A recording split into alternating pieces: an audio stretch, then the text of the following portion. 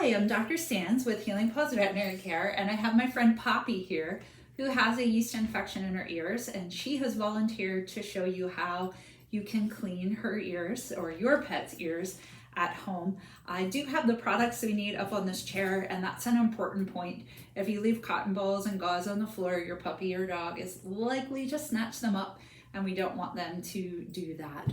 So a few things to note. I'm sitting on the floor with Poppy. If you have a small dog, you might want to put them up on the table. You want to do whatever makes your pet feel comfortable. It's also good to do this when they're a little bit more drowsy, not first thing in the morning when they're running all around and you're late for work, but when they're drowsy after a good exercise session. And I always recommend having a leash on your pet, even if you are at home. It's just a way to keep them so you don't have to chase them all around the house while you're trying to do this. And it helps them kind of signify that it's time to do something. Poppy's tired, she just had her play. So what I have here is I have the medicated cleanser, and you see that she wants to check everything out. I have some cotton swabs, I have some 4x4 gauze, and I have some cotton balls, which is what the dogs like to eat the most. All right, Poppy, let me put that back. So the cotton balls, you want to go ahead and drench with your cleanser. So with dogs, come here, Poppy. With dogs that have smaller ears and cats, this is a really great way to clean their ears. Poppy has big ears, so we're going to do something different, but I want to show you how to do this with her. I'll get Poppy so that you can see her on the video. So I have my soaked cotton ball. I'm going to lift her ear open, and I'm going to place that cotton ball right down in there. Again, her ears are really large. So I'm going to put that cotton ball down in there. It can't get stuck. It won't get stuck. I promise you that. I've got that in there. Pushed it in. I'm going to flap over her ear and I'm going to rub. Give her a nice ear massage. Good girl, Poppy. And what that does is that squeezes out that solution so that it runs down in her ear. And then I can take that cotton ball and lift it out. And you can see I got some debris. Now again, Poppy's ears are very big, so I'm going to show you another way, but that's a good way if your dog's already scared of the ear cleanser bottle, which some of them sadly are. They've maybe had really sore ears the first time it got used. So you can absolutely soak a cotton ball, put it in there, rub the ear, and that will get that cleanser or flush down in the ear for her. So now I want to show you how to actually flush out ears on a puppy or dog who has big ear canals, like our friend Poppy. And I have for her a snack pad. This is called a lick pad. And that's going to keep her rewarded and distracted. And it's going to sit, it's right on the floor, and you can't see that with the video. Poppy, would you like to eat that? There you go, Poppy. And she said a little bit is enough. She just had lunch, so she's not super hungry, but I gave her a positive reward. A lot of people are worried about the ear canal, that they might hit the eardrum. You won't hit the eardrum. The ear canal is shaped like an L, so the eardrum is at the end of that ear canal, at the end of the L. So unless you stick something in there shaped like an L, you can't touch it. So again, I'm kind of snugly hugging my little Poppy. I'm going to raise that ear flap up so that I can see the hairless section. Good girl, Poppy.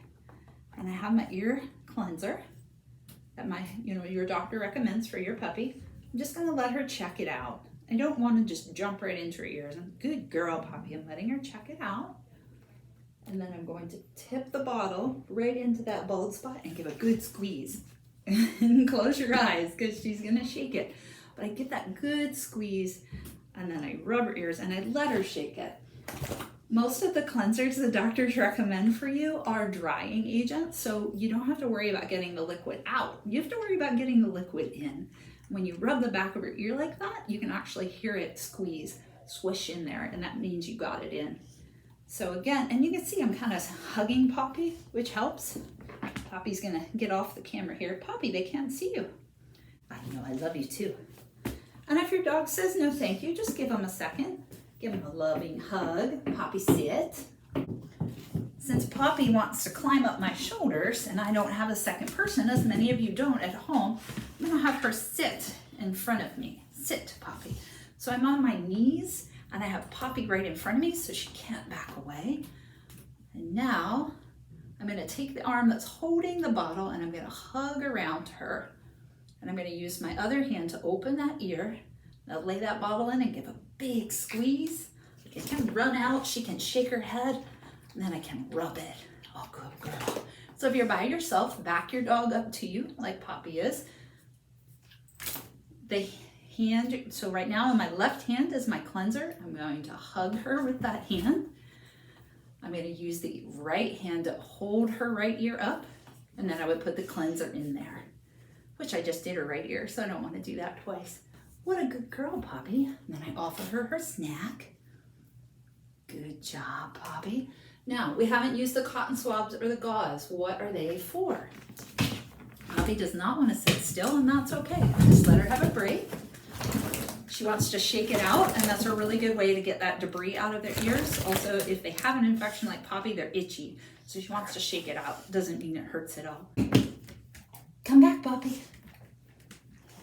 Good girl, Poppy. Good girl, can you sit? Okay, so she came back to me. She said, it's okay, we can do more. That's important, I'm glad you got to see that. I have the gauze or your tissue. It's wrapped around my finger. And I'm just, steady girl. There you go. See, I just worked my way inside her ear there where there is not hair without holding her ear. And then I'm just gonna scoop and wipe. And you see I got that brown. And I can turn it right side out and do that again. That was her right ear. There, now you can see her ears open.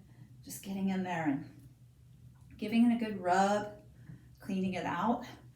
Another thing you can do is take your cotton swab. Again, now I don't want you to push down in the canal. I'm letting her check it out. But you see those wrinkles in her ears. And I kind of think of myself like a painter's brush, just scooping out of the wrinkles, any debris. But I never use the same swabs from one ear to the other. We don't want to transfer anything there. What a good girl you being. Another gauze wrapped on my finger for her other ear. And now that she's settling, I can really do that nicely. I can get in that clean spot. Good girl.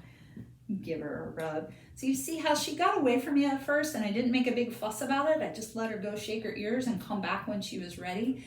And that way she knew that I wasn't worried, so she didn't have to be worried. So sometimes you just have to give them a little break in between. I think that she likes it now.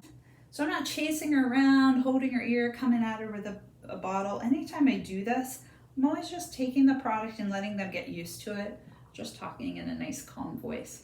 So hopefully this helps you see that it's not always simple and easy, but you can get it done and there are different tricks that work. And this is definitely going to make Poppy feel better to have her ears cleaned regularly. And if you have any other questions, let us know at Healing Paws. We'd be glad to help you out.